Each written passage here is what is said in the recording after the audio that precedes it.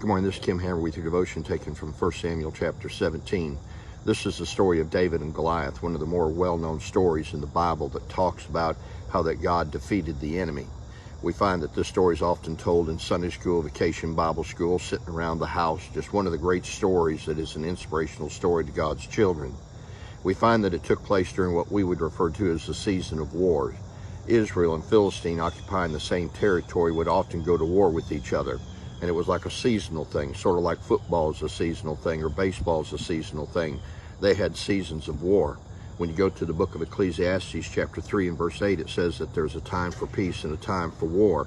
And literally they meant war, that they would go into battle with each other.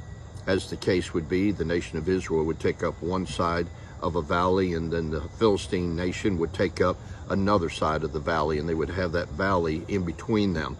And that's all spelled out as to the geographical location in chapter 17. But they would come to the edge of each side of their valley and they would taunt each other. In this case, the Philistines were taunting the nation of Israel because they had this guy named Goliath with them. Goliath was over 9 feet tall, and we know that when you look at the armor that he wore, that it was armor that was rather impressive, not only in what it would take to cover a 9-foot tall soldier, but also the weight of which he was able to carry. One of the things it tells us is, unlike David, Goliath had an armor bearer that went out in front of him. Our armor bearer is God. We don't need anyone to go out in front of us because God is already out in front of us. In fact, one thing I would remind you of is what it says in the book of Ephesians chapter 6, that we can put on the whole armor of God, and it lists what our armor is in chapter 10 through 18. So we have a choice. We can either take up the armor that the world has to offer that would weigh us down and would not fit us, just like it wouldn't fit David, or we can take on and put on the whole armor of God, which is equipping us to go into the battles that we have to go into life. You see, there's an illustration there. Goliath, even though he was tall, and even though as far as a seasoned warrior who had been fighting since his youth, the Bible says, even though he had everything that the world said to be successful, yet God defeated him.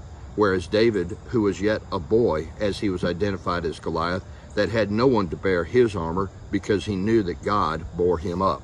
And as a result of knowing what was said in Ephesians chapter 6, verses 10 through 18, David chose to lay aside everything the world had to offer him in order to defend him when he went against the enemies of the world, and instead he chose to put on the armor of God. And I would ask you this question: at the end of the story, who won? Then we know that the principle is the same for us today. Let's put on the whole armor of God. Let's get rid of the weight of the world that's trying to drag us down, and let's be victorious today for the Lord.